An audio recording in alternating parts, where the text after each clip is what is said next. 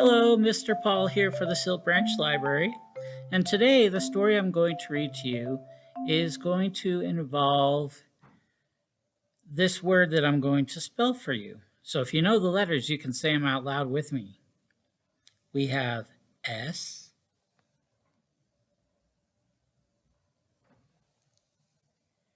H,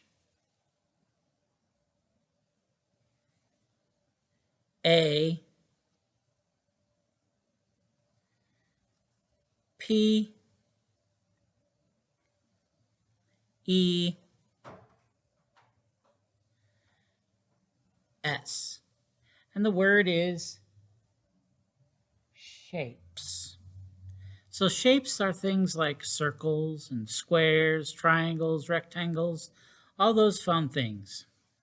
Today's story is called Grandfather Tang's Story, a tale told with tangrams. It's written by Anne Tompert and illustrated by Robert Andrew Parker.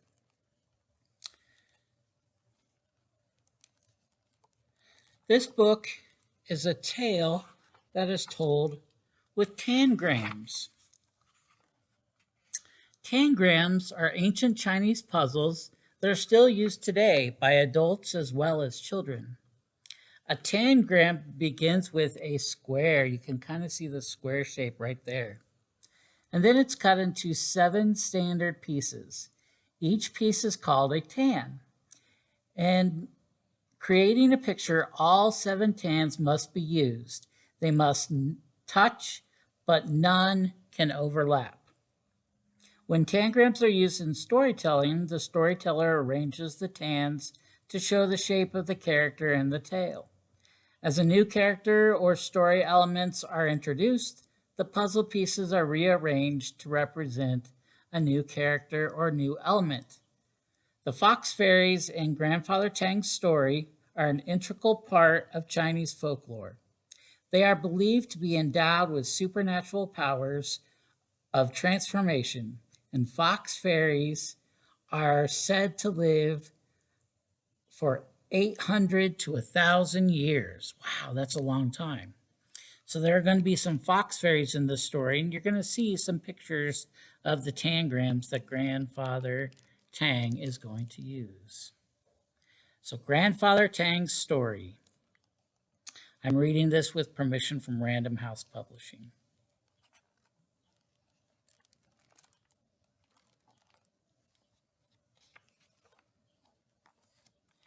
Grandfather Tang and little Sue were sitting under a peach tree in their backyard.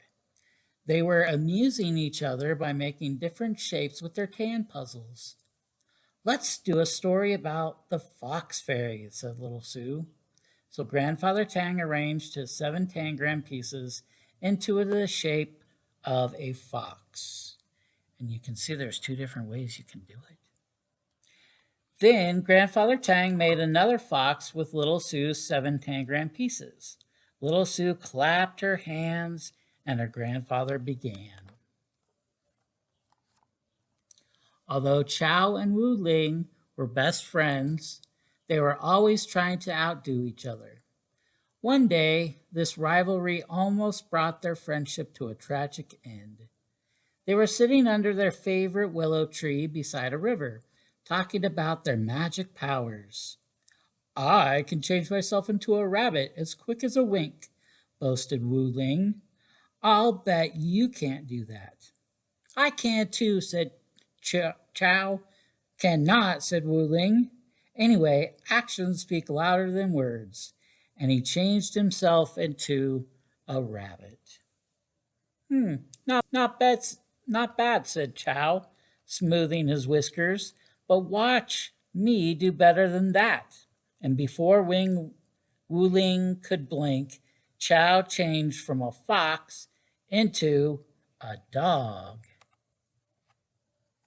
Now, when Chow changed himself into a dog, he not only looked like a dog, but he felt like a dog and acted like a dog. He bared his teeth and lashed his tail. Wu Ling shivered and twitched his nose. I love rabbits, Chow growled, and I'm going to get you and gobble you up. The dog edged closer and closer. Wu Ling's eyes grew bigger and bigger. He was too frightened to move at first, but then he thought, I'll be safe if I climb up the willow tree. His little puff of a tail grew long and bushy, and his tall ears shrunk as Wu Ling transformed himself into a squirrel. Wu Ling sprang to the willow tree and scrambled to the top. Chow will probably turn himself into a cat so he can climb up the tree after me, Wu Ling said to himself. But he'll never catch me. I'll jump from tree to tree and he won't be able to follow me. Of course, Chow thought about changing himself into a cat. But that's just what Wu Ling expects me to do, he said to himself. What can I do to surprise him? He thought and thought. I know, I'll swoop down upon him from above. And he turned himself into a hawk. Chow circled round and round in the sky above the willow tree, searching for Wu Ling. Wu Ling peered through the leaves of the tree, looking for Chow on the ground. Round and round, Chow circled the willow tree until he spied Wu Ling. Cack, cack, cack, he shrieked as he zoomed down upon the squirrel. Wu Ling trembled. Chow's beak looked sharp enough to pierce right through him. If only I lived in a shell house, he thought, then Chow couldn't hurt me. Chow stuck out his fierce claws to seize Wu Ling, but Wu Ling dove toward the river below the willow tree, and as he dove, he tucked his head and tail and legs and turned green and changed into a turtle. Wu Ling climbed up a mossy rock in the middle of the river. He thought he was safe because he looked as if he were part of the rock. Chow circled round and round, searching and searching, until his sharp eyes spotted the turtle.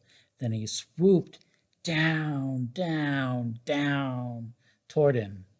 But just as Chow reached him, Wu Ling plunged into the water. Psh! Follow me and you'll drown, he cried. Don't worry, cried Chow, plunging right behind Wu Ling.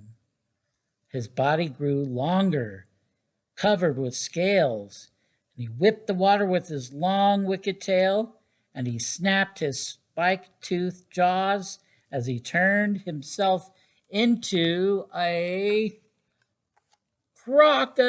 crocodile. Wu Ling circled round and round as he plunged down, down, down to the bottom of the river.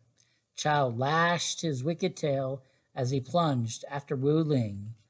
Just as they reached the bottom, Chow clamped Wu Ling in his spike-toothed mouth. Now I've got you, he bellowed through his clenched teeth. Oh, no, you haven't, cried Wu Ling, who grew smaller and smaller and changed himself from green to gold as he transformed himself into a goldfish. He swam out of Chow's mouth between his spiked teeth.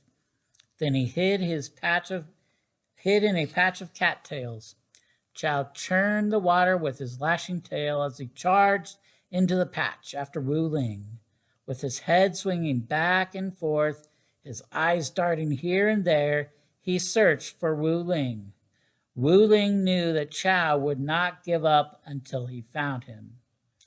I must fly from here, he thought, and he started to honk as he transformed himself into a goose.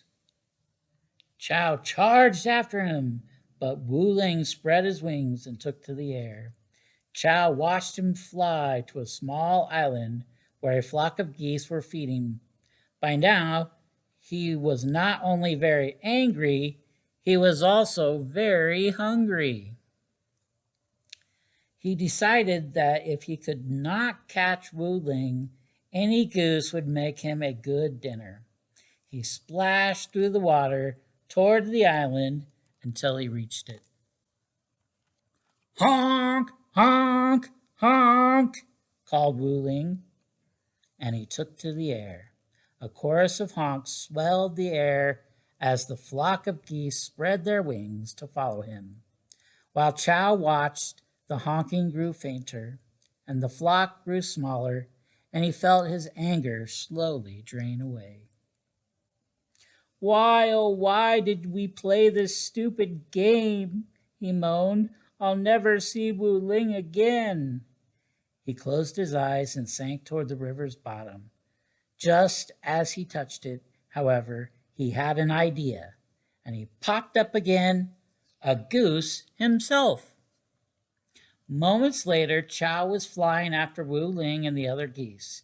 He could hardly see or hear them at first, but he did not discourage him.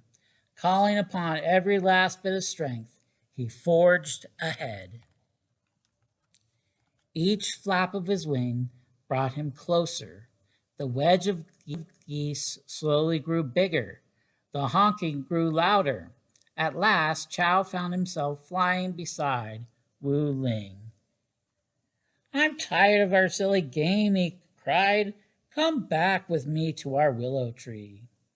Before Wu Ling could answer, something stung Chow's right wing, and he sank towards the ground. Oh, a hunter had shot him. Wu Ling flew down beside Chow, placed his left wing under Chow's smashed right wing, and together they fluttered down to the edge of the forest. The hunter ran towards them. Fly away, Chow urged Wu Ling. Save yourself. Fly, fly. I won't desert you, cried Wu Ling, and with a mighty roar, he changed into a lion. The hunter raised his bow. Wu Ling spread toward him and knocked the bow from his hand. The hunter fled, leaving the bow behind. Wu Ling and Chow returned to their fox shapes, and Wu Ling helped Chow to his den, where he took care of him until he was mended. Did they ever play that game again? Asked little Sue. Many times, said his grandfather, but they were very, very careful. That was a good story, said little Sue. Let's do another. Grandfather arranged his 7 tangram pieces. This is the story. Is this story going to be about a man? Asked little Sue. Yes, said her grandfather. He is old and he is tired, and he wants to sit under a tree and rest a while. Is he a grandfather like you? Asked little Sue. Yes, said her grandfather, just like me. Little Sue arranged the 7 pieces of her tangram beside her grandfather's. Is that a little girl? He asked. Yes, said little Sue, just like me. She'll sit and rest beside the man. That will make him very happy, said Grandfather Tang. And now, little Sue, what will we do? We'll sit and rest together until Mother calls us for supper, said little Sue. That will make me very happy, said her grandfather. And that was Grandfather Tang's story. I hope you had fun, and I hope you are having a good time this summer. And if you haven't signed up for summer reading, you can do that. Just come down to the library in your local town, and you can sign up for summer reading and have lots of cool chances to get really cool prizes. So hope to see you sometime this summer. Bye.